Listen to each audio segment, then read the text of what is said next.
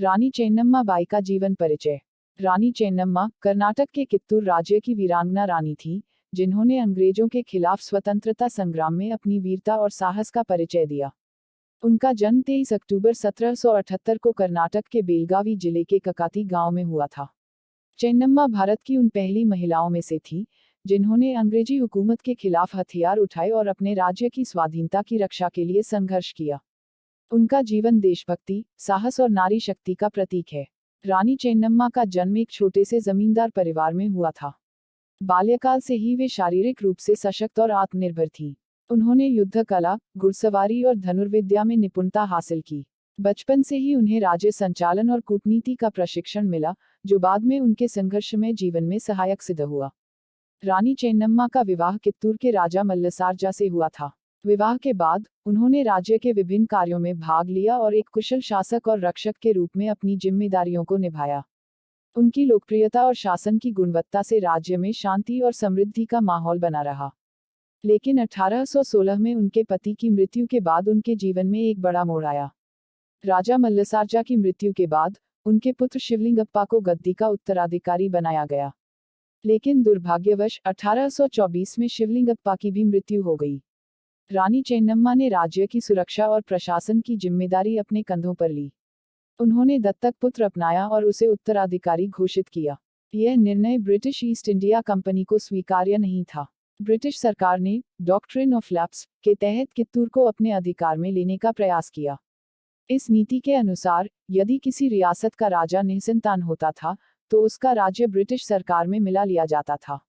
रानी चेन्नम्मा ने इस अन्यायपूर्ण नीति का कड़ा विरोध किया और ब्रिटिशों को चुनौती दी। 1824 में, जब अंग्रेजों ने कित्तूर पर कब्जा करने का प्रयास किया, तब रानी चेन्नम्मा ने युद्ध का नेतृत्व किया। उन्होंने अपने साहस और वीरता का परिचय देते हुए अंग्रेजी सेना का डटकर मुकाबला किया। चेन्नम्मा ने अपने नेतृत्व में कित्तूर की सेना को संगठित किया और अंग्रेजों के खिलाफ ऐतिहासिक युद्ध लड़ा। पहले युद्ध में रानी चेन्नम्मा को सफलता मिली।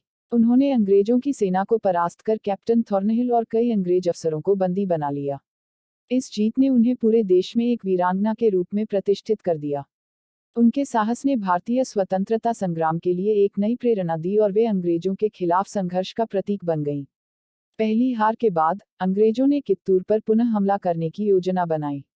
इस बार अंग्रेजों की सेना अधिक सुसज्जित और संगठित थी।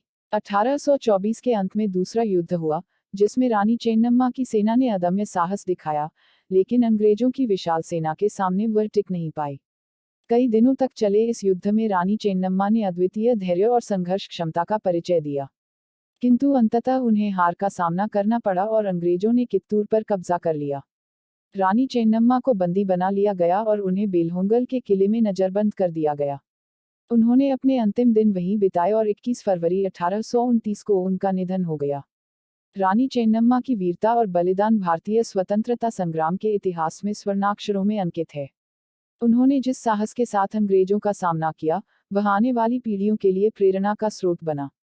भारतीय स्वतंत्रता संग्राम में रानी चेन्नम्मा का योगदान अद्वितीय है, क्योंकि उन्होंने उस समय अंग्रेजों का विरोध किया, जब अधिकांश भारतीय शासक उनके सामने झुक रहे थे।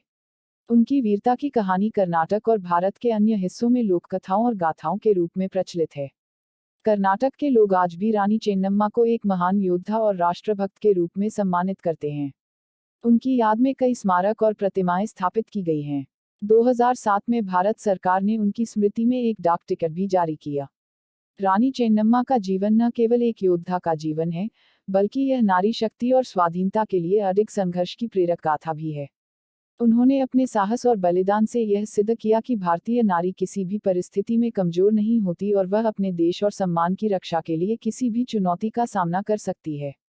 रानी चेन्नम्मा भारतीय स्वतंत्रता संग्राम के इतिहास में एक महान नायिका के रूप में सदैव याद की जाती रहेंगी।